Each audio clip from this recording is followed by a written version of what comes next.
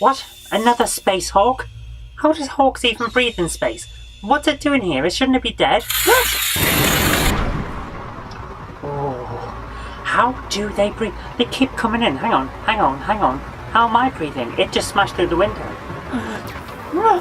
There's hardly the vacuum of space. Help! Die! Tell my wife I'll be late!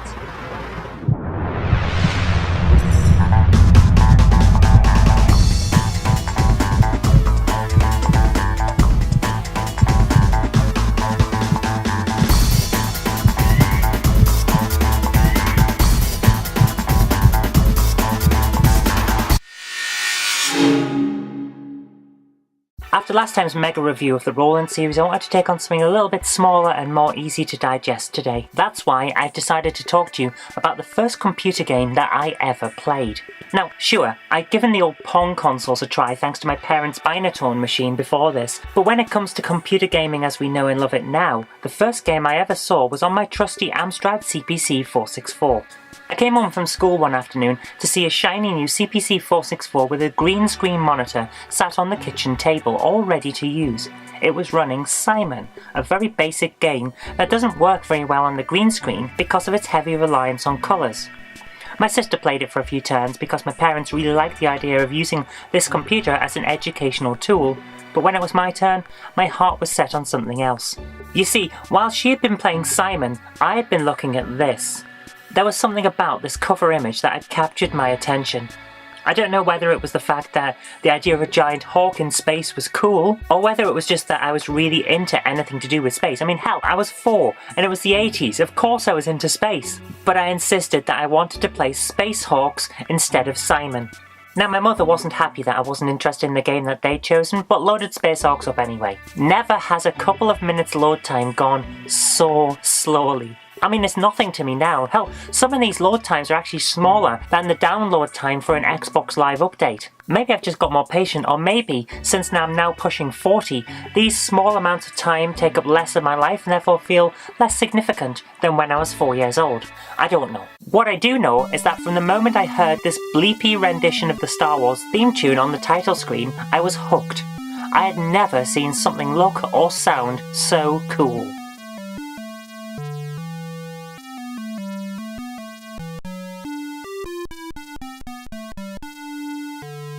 I died on the first wave of enemies, but what else would you expect? I'd never played a game like this before. Despite failing so massively though, I was in love with this game and the amazing machine that it ran on, and thus began a lifelong love of gaming and the Amstrad CPC in particular. Now sure, when I look back, this game is exceptionally basic, but it is one of the earlier titles for the system, and it does predate the famous Amsoft 12-pack that used to come bundled with later versions of the CPC. So, let's get the important part. How does the game play? Surprisingly well, even after all this time. Okay, there's nothing new here. It's a standard Galaxians clone with some simple sprites and limited animation. In fact, the player's sprite doesn't even animate, it just moves around left and right.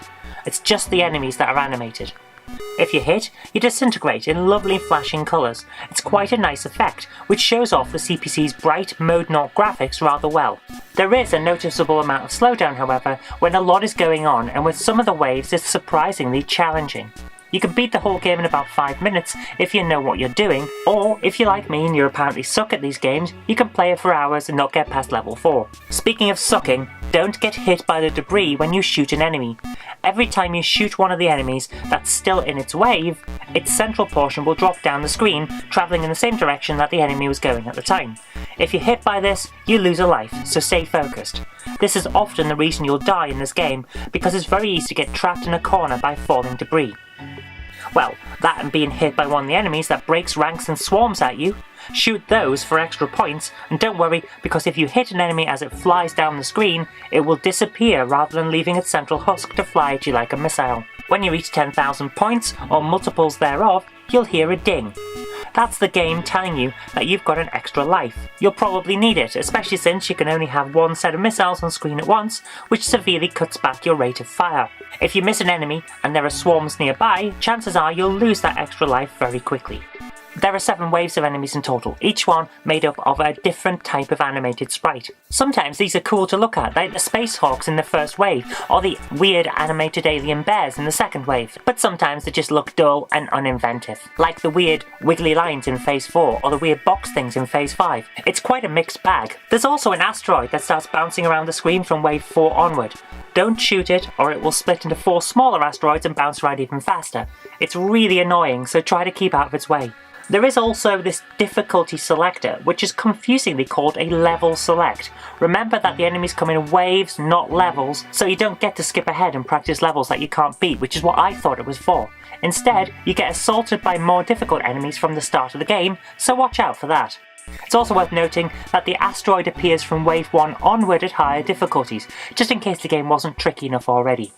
So that's Space Hawks. It's a decent Galaxians clone from the early days of the Amstrad CPC. If you come into it now for the first time, it's a decent game with good early era Amstrad graphics. I think it'll keep you busy for at least 5 minutes, which makes it worth loading up. But if you're like me and you're coming back to it for the first time in 30 years or so, it's a fantastic portal back to the early days of gaming when things were very different to what they are now, and it might keep you entertained for an awful lot longer as a result. Personally, I love this game and it holds a special place in my heart because, as I said earlier, it really was the first computer game that I ever played, and I'll be eternally grateful that I chose a good one. This here is my original copy, and I'm happy to say it still loads even after all these years. It's going to have a special place in my collection and in my heart. But that's really all we've got time for this week, so thank you very much for watching. I hope you liked this, and if you did, remember to click that like button, share it with your friends so that they'll know a good game when they see it, and do subscribe for future videos because there will be more in the future. But until next time, I've been Kirk-Robinson, you've been watching GameHammer on the Knob Mouse channel, and I'll see you later.